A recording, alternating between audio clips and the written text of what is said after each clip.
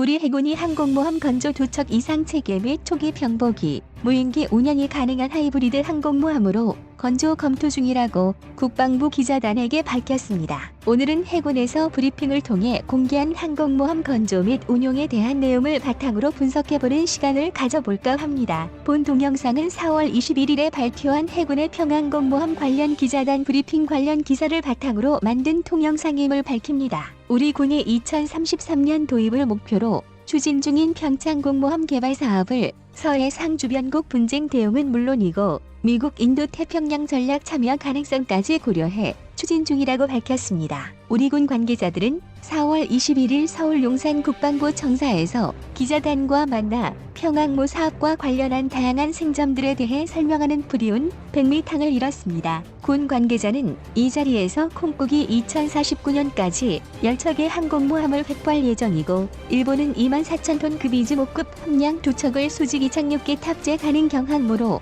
개조 중이라고 소개했습니다.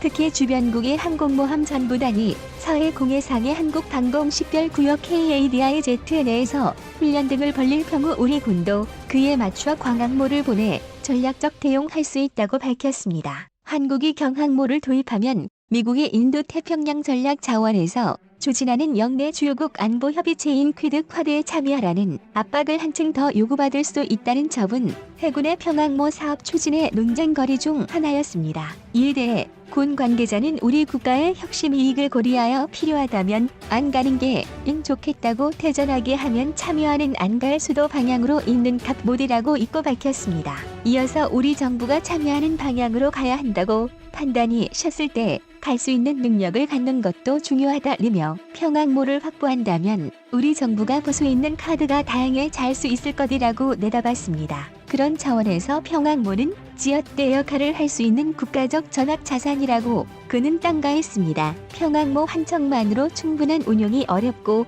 굳이 항모를 확보하겠다면 최소 3척의 정규 항모를 보유하는 게 운용 측면에서 효율적이라는 지적도 군이 고민해온 쟁점입니다. 이에 대해 군 관계자는 정규 항모 도입을 위한 기술이 아직 미비함을 지적하면서 일단 평항모를 도입해 차근차근 정규 항모 관련 기술을 쌓겠다고 전했습니다. 앞서 2033년 도입할 경항모는 약 3만 체급의 10여 대의 수직 이착륙기를 운용할 수 있는 개념으로 개발된다고 밝혔습니다. 그러나 여전히 경항모는 공간과 적재량 등의 제약으로 정규 항모보다 작전 능력이 필요지므로 굳이 항모 전단을 갖추려면 최소한 중형 항모 약 4에서 7만 1 수준의 정규 항모를 갖춰야 한다는 지적이 군 안팎에서 제기돼 왔습니다. 중국의 정오 현재 중앙항모 이적을 보유 등이고 2017년부터 타입 003이라는 8만 5천여 1급의 중앙항모를 추가로 이적 건조 중에 있습니다. 이와 별도로 중국에선 10만 1급 이상 원자력 추진 항모도 건조될 예정입니다. 광항모를 건조하더라도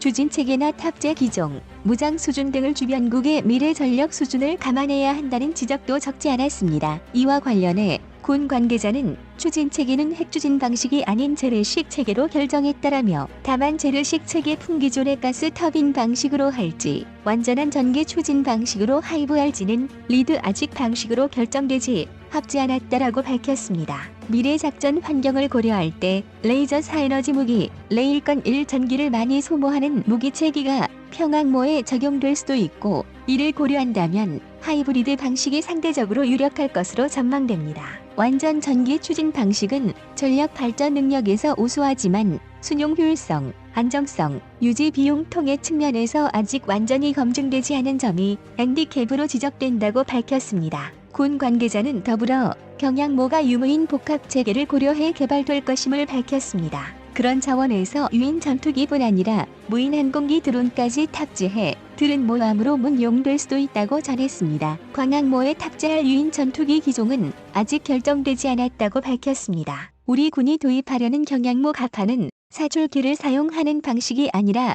수직 이착륙기를 사용해 이륙하는 방식으로 설계되기 때문에 현존하는 전투기 중에선 미국의 F-358, 전투기밖에 대안이 없습니다. 아울러 우리 군이 원항작전 시 기존의 해상조기 평보기 지원을 받을 수 없으므로 별도의 해상조기 광보 체계를 개발해 운영하는 방안도 검토되고 있다고 합니다. 이와 관련해 군 관계자는 레이더 성능이 우수한 국산 F- 기술로 35비를 무인조기 전보기 조기 평보기처럼 개발하는 월요학원 양만 또는 영국의 열린 헬기처럼 헬기에 조기 경보 체계를 적용해 운영하는 방안 용품 고민하고 있다고 전했습니다. 평항모 도입 시 운영비가 연간 수천억 원씩 소요될 것이란 우리에 대해 군 관계 인건비 자른 등 평항모만의 평직성 평비가 순수 약 운영 유지비는 320억 원이라고 연간 500억 원 한약월 월수입니다. 운영 유지비를 세부적으로 보면 창비 통해 유지비 약 360억 원, 연료비 약 60억 원, 지원비 약 60억 원, 탄약비 약 25억 원입니다.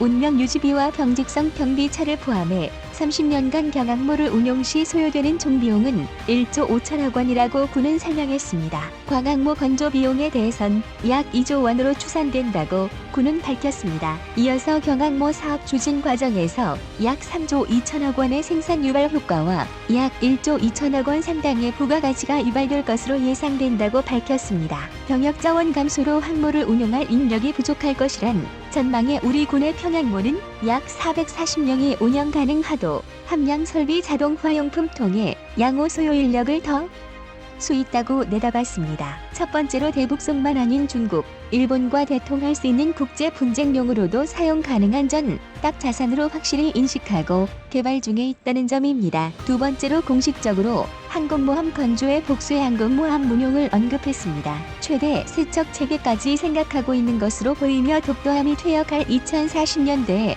이번 함은 청규 항공모함으로 건조될 가능성도 밝혔습니다.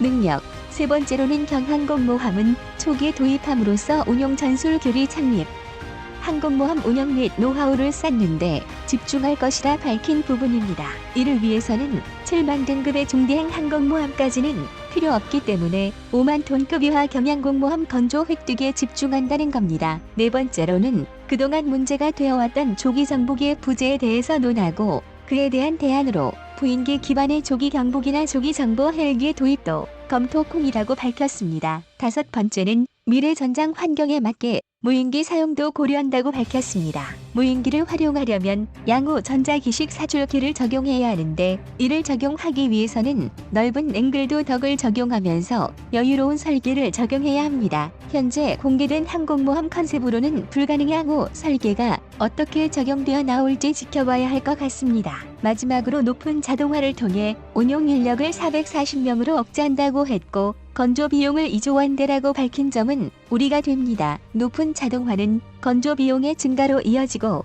확장성 있는 설계를 적용한다면 건조 비용 항공모함의 증가와 그만큼 운용 인력 커지기 증가로 때문에 이어봅니다. 440명은 순수 함정 운용 인력이지 항공 인력을 포함한다면 최소 2배 정도 운용 인력이 필요할 것입니다. 양호 있을 타당성 조사 과정을 통과해야 하기 때문에 최대한 낮게 발표하고 있는 것으로 판단됩니다. 양호 건조될 평항공모함이 확장성 있는 설계가 적용되었으면 하는 바람입니다. 오늘 준비한 내용은 여기까지입니다.